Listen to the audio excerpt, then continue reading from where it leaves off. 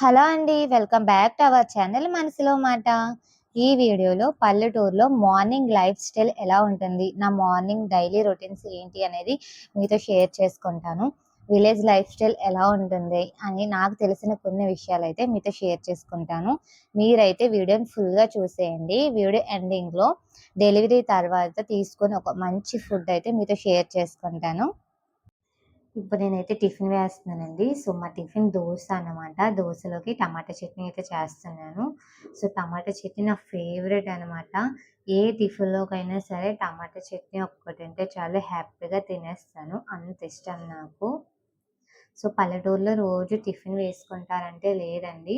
So, చల్లదన్నాలు తింటారు, గంజన్నం, మజ్జిగన్నం ఇలా అయితే తింటారు. సో, మేమైతే ఎప్పుడో కానీ మార్నింగ్ టైమ్స్ అయితే టిఫిన్ అయితే వేసుకోము. ఇంట్లో మార్నింగ్ టిఫిన్ వేస్తే చాలండి. మా బాబు స్కూల్‌కి లంచ్‌కి కూడా టిఫినే పెట్టేయమంటాడు. అదొక నాకు తలనొప్పిలా అనిపిస్తుంది నాకు ఆ రోజైతేని. ఎందుకంటే వాడు చూడకుండా లంచ్ పెట్టడానికైతే నానా తిప్పలైతే పడతాననమాట. మార్నింగ్ టిఫిన్ అంటే ఓకే. కానీ లంచ్‌కి కూడా సేమ్ టిఫిన్ అంటే బాగోదు కదండీ! సో, అందుకే నాకు మార్నింగ్ టిఫిన్స్ వేయడం అంటే అంత ఇష్టం ఉండదు. కానీ అప్పుడప్పుడైతే వేసుకుంటాము ఇలాగా. సో, ఇక్కడ నేను చేసే టమాటా చట్నీ అయితే నాకు చాలా ఇష్టమనమాట. చాలా సింపుల్‌గా అయిపోతుంది కూడా. ఫస్ట్ పల్లీలనేది ఫ్రై చేసుకుంటాము. పల్లీలు కొంచెం ఫ్రై అయిన తర్వాత మనకి కారానికి తగినట్టు ఎండుమిర్చి అయితే వేసుకోవాలి. ఎండుమిర్చి కూడా ఫ్రై అయిన తర్వాత 5-6 టమాటాలు మీడియం సైజులో ఉన్నవి చిన్న ముక్కలు కట్ చేసుకొని ఫ్రై చేసుకోవడమే. అవి అన్నీ ఫ్రై అయిన తర్వాత స్టవ్ ఆఫ్ చేసుకుంటే సరిపోతుంది. మనం మిక్సీ పట్టుకున్నప్పుడు ఒక 4 వెల్లుల్లి రెబ్బలు, మనకి పులుపు తక్కువ అనిపిస్తే చింతపండు, చిన్న చింతపండు వేస్తే సరిపోతుందండి. చాలా టేస్ట్ టమాటా చట్నీ అయితే చాలా తక్కువ టైంలో అయితే రెడీ అయిపోతుంది. మార్నింగ్ ప్రతి ఇంట్లో ఉండే హడావిడే కదండీ ఇది. సో, ఒక పక్క పిల్లల్ని స్కూల్‌కి రెడీ చేయాలి. ఒక పక్క లంచ్ ప్రిపేర్ చేయాలి. అందులో టిఫిన్స్ అంటే ఇంకా హడావిడిగా ఉంటుంది ఇంట్లో ఉండే ఆడవాళ్ళకి.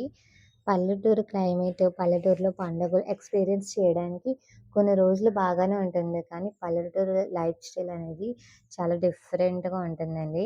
సిటీస్ నుంచి విలేజెస్‌లో ఏదో కొన్ని రోజులు స్టే చేసి మొత్తం చూడటానికైతే ఓకే. కానీ సో, సిటీస్ నుంచి సడెన్‌గా విలేజెస్‌కి షిఫ్ట్ అవ్వి అక్కడే ఉందాము అంటే చాలా కష్టమండి.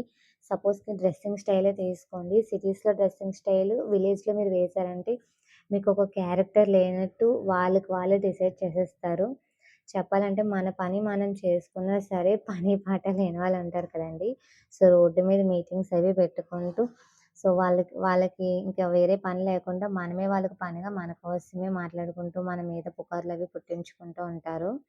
సో, ఇవన్నీ మనం పట్టించుకోకూడదు. అంటే పట్టించుకోకుండా ఉంటే మాత్రమే మనము ఇక్కడైతే ఉండగలము. సో, ఇది నా ఒపీనియన్. ఎందుకంటే నేను పర్సనల్‌గా చాలా ఎక్స్‌పీరియన్స్ చేశాను. సో, అక్కడ మన తప్పున్నా లేకపోయినా తప్పు పుట్టించేస్తారనమాట. సో, ఇదన్నమాట. సో, డెలివరీ తర్వాత ఒక మంచి ఫుడ్ అయితే చెప్తానన్నాను కదా! సో, నెత్తళ్ళండి. సో, నెత్తళ్ళు తినడం వల్ల చాలా మంచిదనమాట. సో, డెలివరీ లేడీస్‌కనే కాదు నార్మల్‌గా ఎవరు తిన్నా సరే ఐరన్, కాల్షియం అనేది చాలా ఎక్కువ ఉంటుంది. సో, డెలివరీ తర్వాత నాన్ వెజ్ అనేది అంత ప్రిఫర్ చేయరు కదండీ! కానీ నెత్తళ్ళైతే పెడతారు మా సైడు. సో, అందుకని నాకు తెలుసనమాట. సో, మీ సైడ్ ఏం పెడతారనేది కూడా కామెంట్ చేయండి.